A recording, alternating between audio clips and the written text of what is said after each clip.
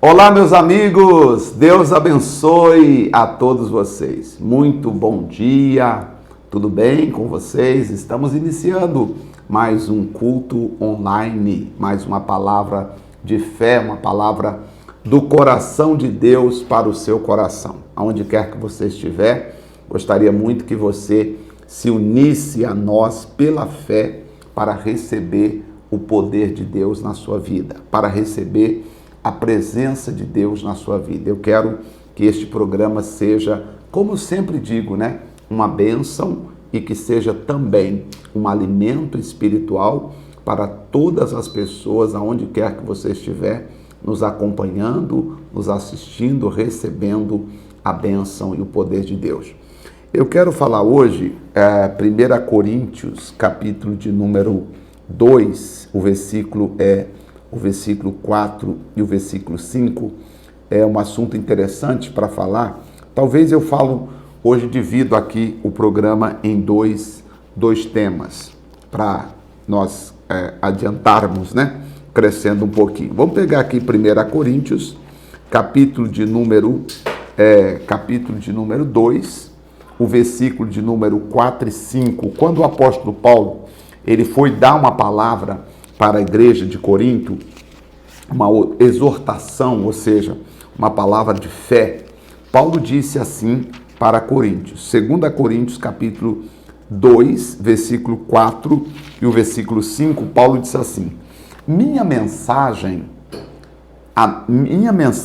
e minha proclamação não se formaram de palavras persuasivas, de conhecimento, mas constituíram-se em demonstração de poder do Espírito Santo. Paulo, quando foi falar com a igreja de Corinto, ele disse: olha, eu levei a vocês, Coríntios, uma palavra não baseada em sabedoria humana, mas uma palavra baseada no poder de Deus, para que a vossa fé não se apoiasse na sabedoria humana, mas sim no poder de Deus. A nossa fé, ela não pode basear em sabedoria humana. A nossa fé precisa estar baseada no poder de Deus.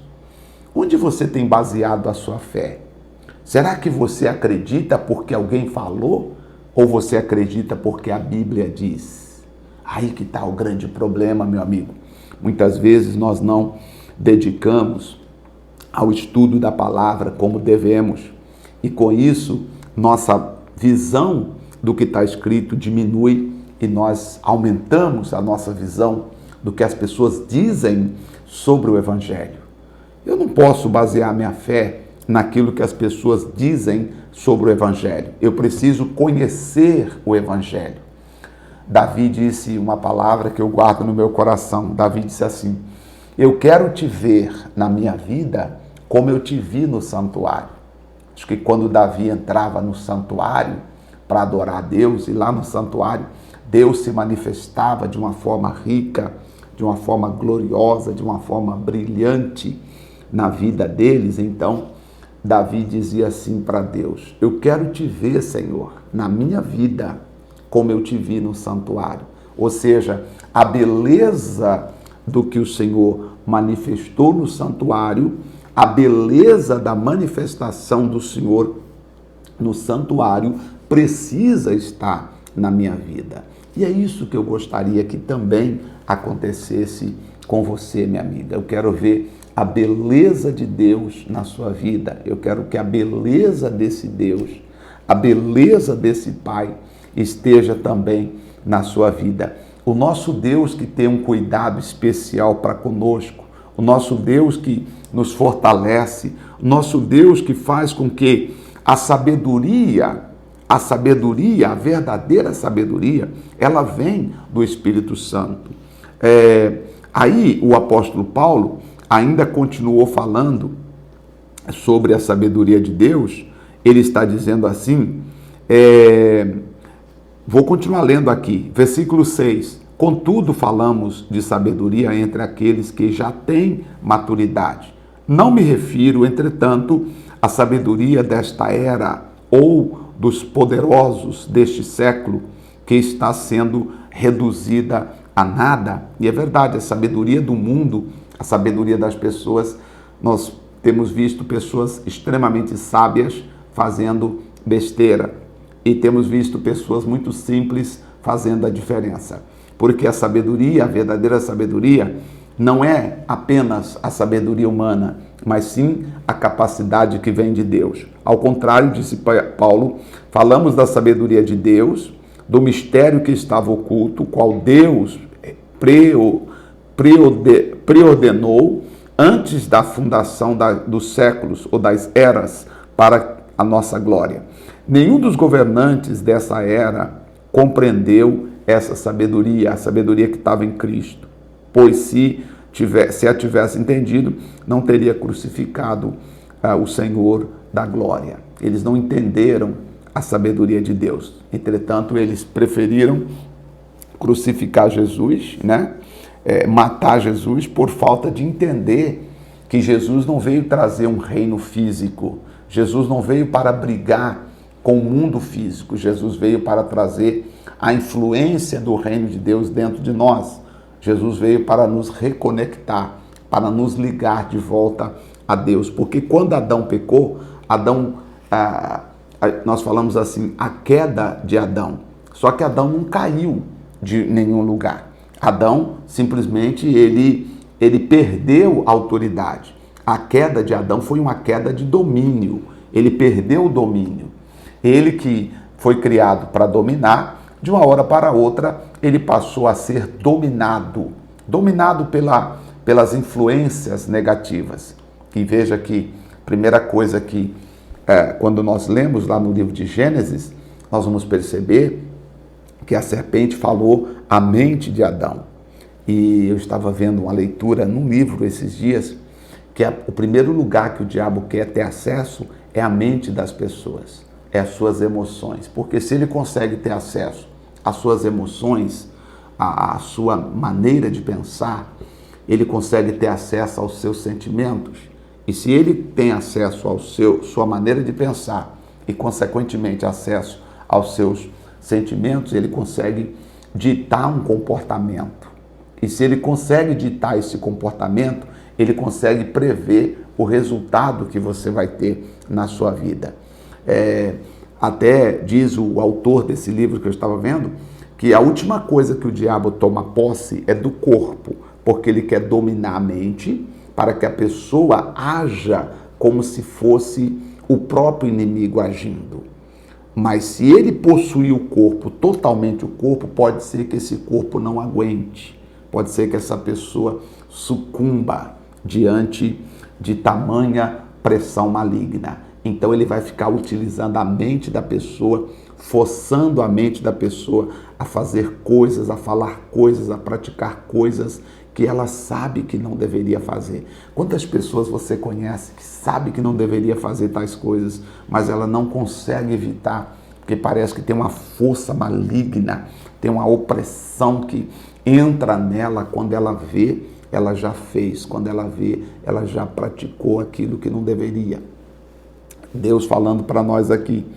Então o Senhor está dizendo aqui, no entanto, como está escrito, olho algum jamais viu, ouvido algum nunca ouviu, e mente nenhuma imaginou o que Deus predispôs, preparou para aqueles que o amam.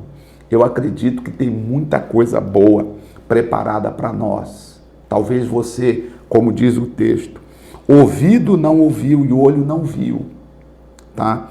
Olho não viu, ouvido nunca ouviu e a mente nunca imaginou o que Deus preparou para os seus filhos. Nós aqui na terra ficamos tentando imaginar os céus. Ficamos tentando imaginar os céus. Só que nós não vamos conseguir entender os céus.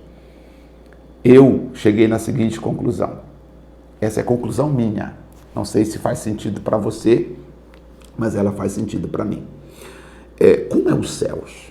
Os céus é um lugar 300 milhões de vezes melhor que a terra aqui que nós vivemos. Porque se essa terra aqui, onde nós vivemos, existem lugares maravilhosos, lugares que nós chamamos de belo, lugares que nós nos alegramos em ver. Você imagina onde Deus domina, você imagina onde Deus mora, você imagina onde Deus vive. Por isso que o apóstolo está dizendo que o olho não viu, o ouvido nunca ouviu, o coração nunca imaginou as coisas que Deus preparou para aqueles que o amam. Agora a pergunta é, você tem buscado colocar a sua alma na presença de Jesus? Você tem procurado zelar pela sua salvação? Porque enquanto aqui na terra você viver, o seu tempo é pré-determinado. Você tem um tempo de vida útil aqui na terra, ou de vida aqui na terra. Nós vamos, daqui a pouco chega, o nosso tempo termina. E quando terminar, não tem como você falar, puxa vida, deixa eu comprar mais um pouquinho de tempo, e já que eu tenho dinheiro guardado no banco, já que eu tenho ações nas bolsas de valores, deixa eu comprar mais um tempo de vida, deixa eu comprar mais um pouco de oxigênio. Não tem como. Você precisa viver com inteligência, viver para Deus, amando a Deus, servindo a Deus. E diz o versículo 10, Deus todavia o revelou a nós por intermédio do Espírito Santo. Portanto, o Espírito tudo investiga, até mesmo as profundezas de Deus. O Espírito Santo que Deus nos deu é que nos passa essa visão, essa revelação do que tem preparado para nós, do que somos e do que podemos ser, segundo Deus. Agora, nós precisamos ter esse contato com o Espírito Santo. Bem, se você deseja ter um contato maior com o Espírito Santo, nós vamos continuar falando. Mas aos domingos eu falo uma mensagem mais voltada para os filhos de Deus, para aquelas pessoas que querem, de fato, ter um contato maior com o Espírito Santo, quer aprender mais sobre o Espírito Santo. Então, hoje eu finalizo aqui dizendo, o Espírito Santo, tá? O Espírito Santo que está conosco, o Espírito Santo que está com você, o Espírito Santo que está sobre nós, é aquele que vai nos levar até a presença de Deus. E eu quero dizer a você, minha amiga, que está aí talvez com o coração endurecido, achando que a vida não tem mais jeito, achando que você está vivendo os seus últimos momentos, ou você que pensa até, eu já dei meu tudo, já vivi, já tudo que eu tinha para fazer eu já fiz. Fez nada, minha amiga. Ainda tem muita coisa que você pode fazer. Ainda tem muitas coisas que nós podemos fazer. O que nós precisamos? De força do Espírito Santo de Deus. Vamos orar para que o Espírito Santo te fortaleça, para que o Espírito Santo te ilumine. Hoje eu falei sobre apoiar a nossa fé, a nossa vida, não em sabedoria humana. Todos vocês, todos nós, precisamos ter uma Bíblia e precisamos fazer uso de uma boa leitura dessa Bíblia, buscando a Deus e pedindo, Senhor, me orienta, eu quero ser orientado, meu Pai, pela sua santa palavra, pela sua palavra. Eu quero ser orientado, eu quero ser abençoado por ela. Vamos orar? Senhor, nosso Deus e nosso querido Pai, Santo Espírito de Deus, louvado seja o nome do Pai, do Filho e do Espírito Santo. Agradeço ao Senhor por estar aqui, honro o teu nome por estar aqui, glorifico o teu nome por estar aqui. E eu falo, meu Pai, que em nome de Jesus, o Senhor com a sua força, o Senhor com a sua glória, o Senhor com a sua majestade, quer que nós façamos mais coisas, mas muito além do que pedimos e muito além do que pensamos, segundo o poder que em nós opera. Meu Deus e meu Pai, eu entrego cada pessoa nas tuas mãos, na certeza que o Pai, o Filho, o Espírito Santo está com ela. Meu Deus, abençoa o copo com água que essa pessoa tem, unge esse copo com água, abençoa, meu Pai, a vida de todas as pessoas que estão conosco agora. As pessoas doentes sejam curadas, as acamadas sejam libertas, as pessoas que estão sendo possuídas ou, quem sabe, acometidas de algum tipo de problema, sejam livres também. Eu disse, sejam livres em nome de Jesus, sejam libertas, sejam livres em nome do Pai, do Filho e do Espírito Santo de Deus. Entrego, Senhor, nas tuas mãos a vida de cada pessoa. Assim seja, amém, e graças a Deus. Graças a Deus. Que o Senhor te abençoe abundantemente. Eu vou terminar o nosso programa falando para você que eu volto domingo às 10 horas da manhã, horário de Brasília, eu entro com mais um culto. Estamos falando domingo como vencer a depressão. Elias enfrentou uma crise depressiva muito forte e Deus o ajudou a vencer. Quando eu voltar domingo, eu gostaria que você preparasse o pão e a água para nós fazermos a oração de Elias, a oração do fortalecimento. Se você precisa se fortalecer, deixa um pão preparado. Nós vamos consagrar o pão e a água e vamos orar juntos aqui no nome do nosso Senhor e Salvador Jesus Cristo. Que Deus te abençoe, em nome do Pai, do Filho e do Espírito Santo. Até o nosso próximo encontro aqui no YouTube. Deus te abençoe. Até lá.